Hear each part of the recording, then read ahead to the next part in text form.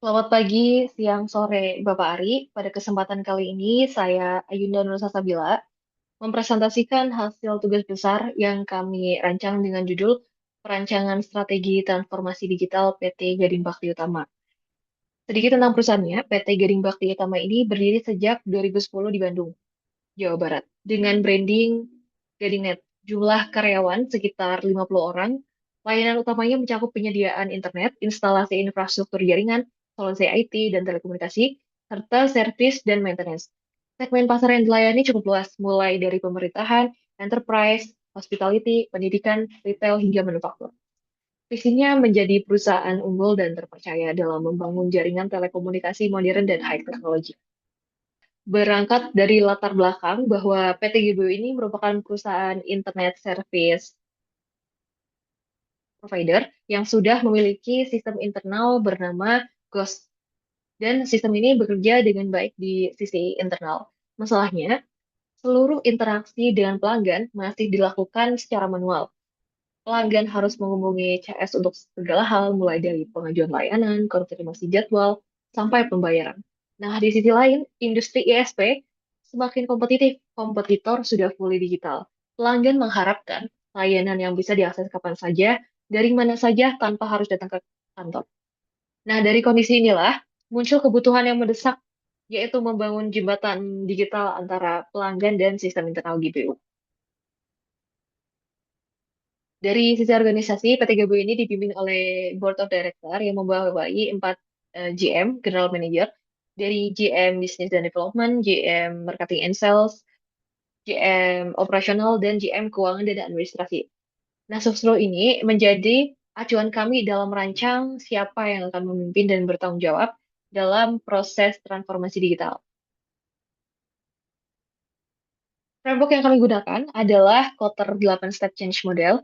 Di sini kami memilih Kotter karena transformasi digital bukan sekedar soal teknologi, tapi ini tentang perubahan cara kerja, peran, dan budaya organisasi.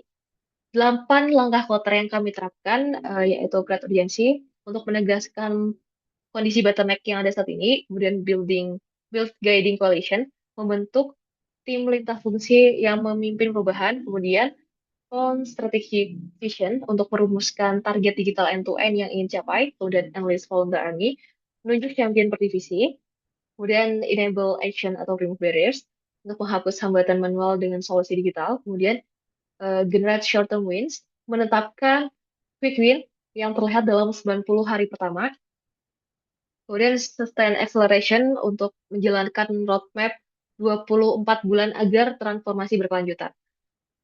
Kemudian, Institute Change menjadikan SOP digital dan KPI berbasis data sebagai standar permanen.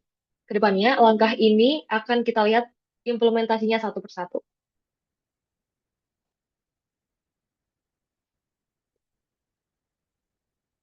Sebelum masuk ke strategi, mari kita lihat dulu kondisi existing versus target yang ingin dicapai. Saat ini, pintu masuk pelanggan hanya lewat CS. Semua dokumen dibuat dan dikirim manual antar divisi. Surveyor membuat laporan manual, invoice dibuat manual, dan konfirmasi pembayaran juga manual. Di kondisi target, pelanggan bisa mengajukan sendiri melalui portal atau WhatsApp bot. CS menerima notifikasi otomatis, surveyor menggunakan mobil app dengan GPS dan foto langsung, penawaran dibuat otomatis oleh sistem, pelanggan memilih slot jadwal sendiri, teknis mendapat work order digital, dan pembayaran terkonfirmasi otomatis via payment gateway.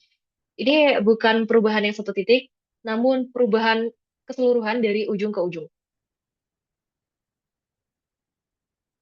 Langkah pertama Kotar adalah menciptakan urgensi, di mana ada 3 dimensi yang kami identifikasi di Gadingnet.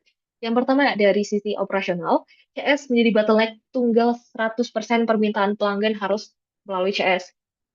Kedua, dari sisi teknologi, belum ada portal pelanggan, WA bot, maupun payment gateway sama sekali.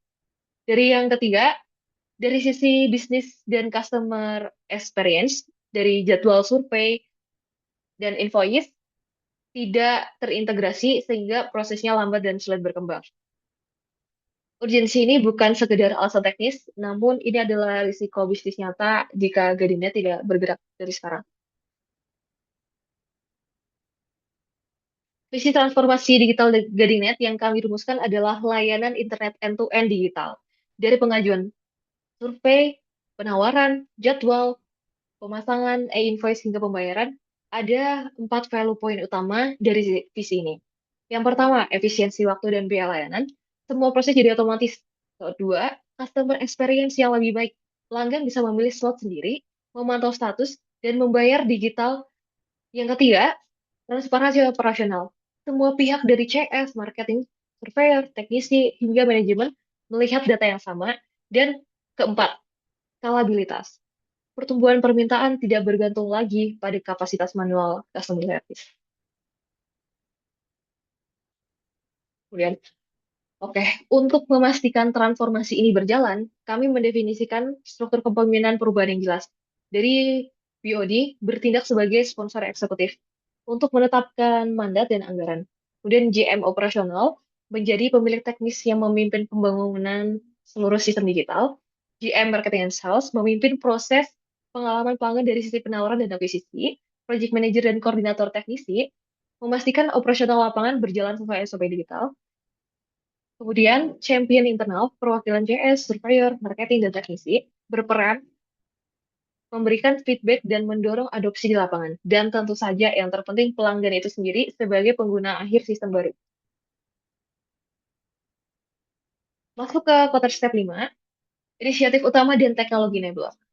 Di sini kami membagi roadmap dalam 3 horizon utama. Untuk jangka pendek 0 hingga 3 bulan, fokusnya adalah membuka kanal digital dasar yang cepat terlihat oleh pelanggan. Ada 4 inisiatif. Yang pertama, landing page dengan coverage checker. Di sini pelanggan bisa cek area layanan dan mengisi form minat secara online. Yang kedua, WhatsApp Business Bot untuk menjawab FAQ dan mengarahkan calon pelanggan ke form digital.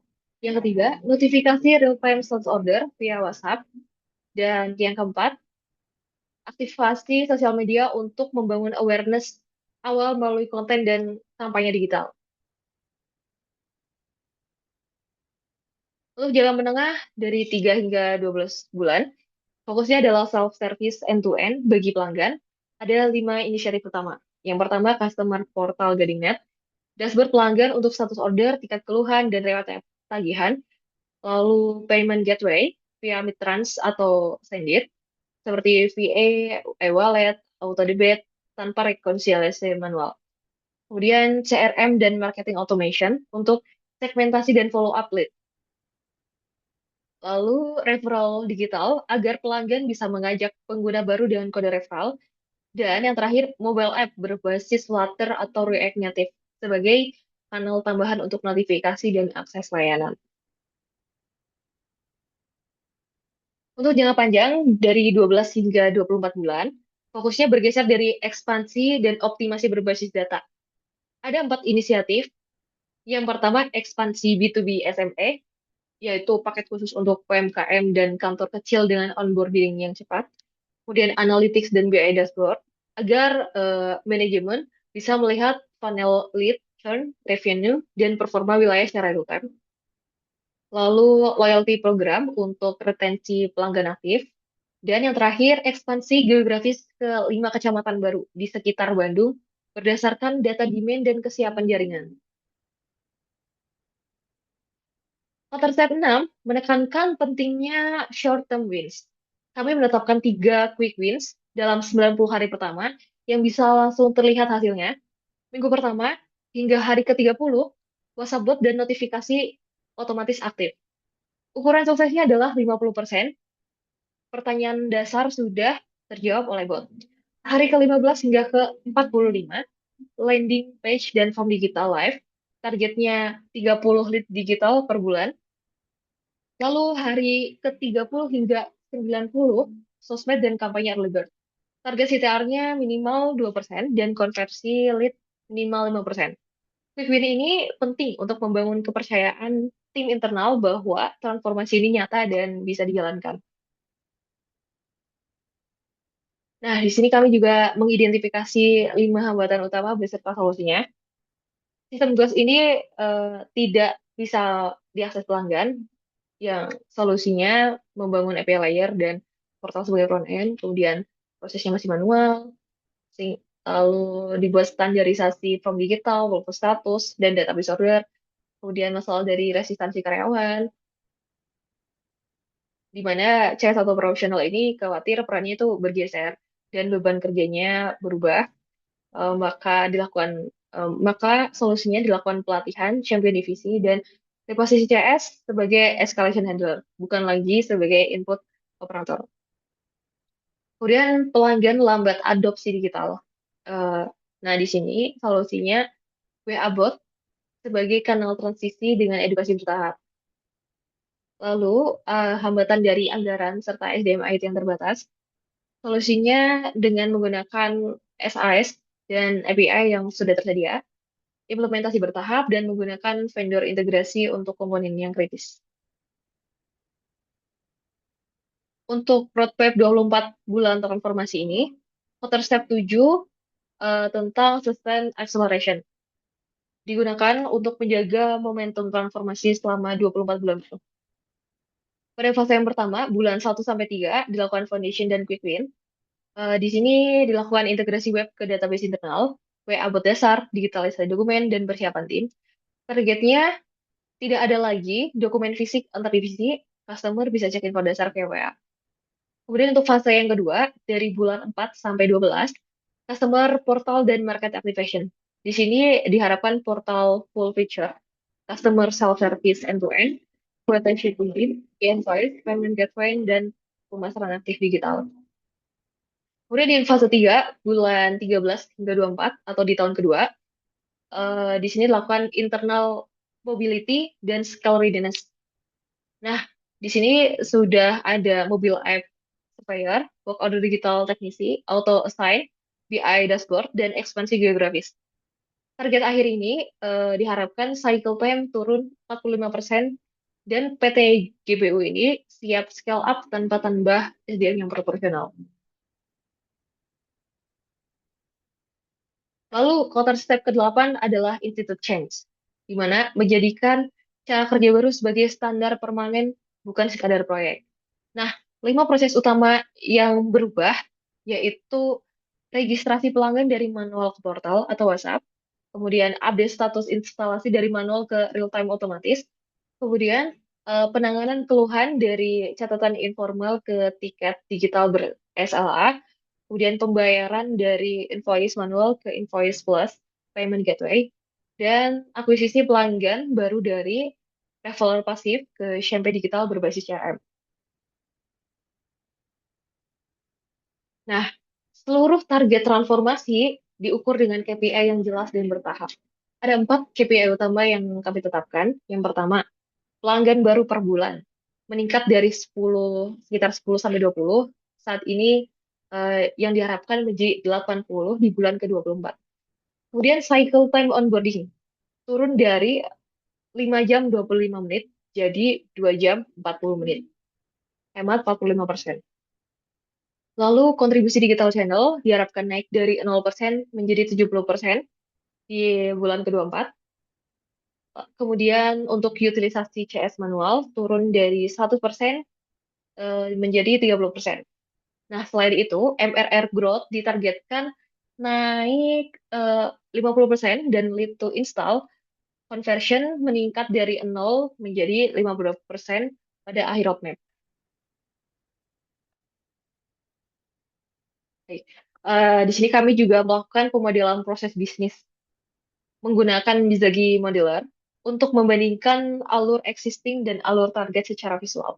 Pada proses existing, alur ini terlihat sangat padat di sisi internal dan sepenuhnya bergantung pada komunikasi manual antar divisi, terlihat dari banyaknya perpindahan dokumen yang tanpa sistem. Sedangkan perbandingannya pada proses target, alur menjadi lebih linear dan terstruktur. Customer masuk lewat web, CS melakukan verifikasi via sistem, surveyor menggunakan mobile app, marketing generate penawaran otomatis,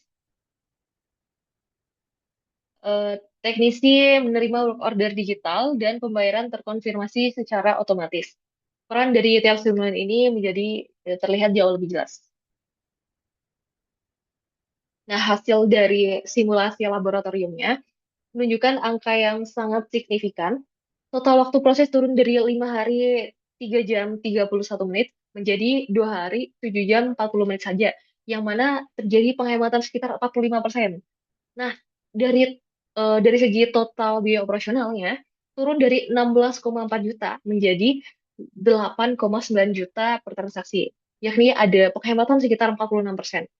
Nah, simulasi ini dilakukan dengan satu instance transaksi kalender kerja Senin sampai Jumat 8 jam per hari dengan menggunakan satuan menit. Baik. Dari metodologi perhitungannya, untuk total time langsung dari hasil simulasi Bizagi, total cost dihitung proporsional terhadap waktu dengan rumus cost target sama dengan cost baseline dikali time target dibagi time baseline. Yang mana hasil akhirnya sekitar 8,9 juta. Nah, pendekatan ini valid karena biaya operasional bersifat proporsional terhadap waktu kerja resource yang terlibat dalam prosesnya. Baik. Sebagai penutup, transformasi ini dilakukan bukan hanya soal efisiensi, namun ini investasi untuk Gadinet agar bisa bersaing dan tumbuh di era digital. Baik. Terima kasih. Sekian dari saya. Wassalamualaikum warahmatullahi wabarakatuh.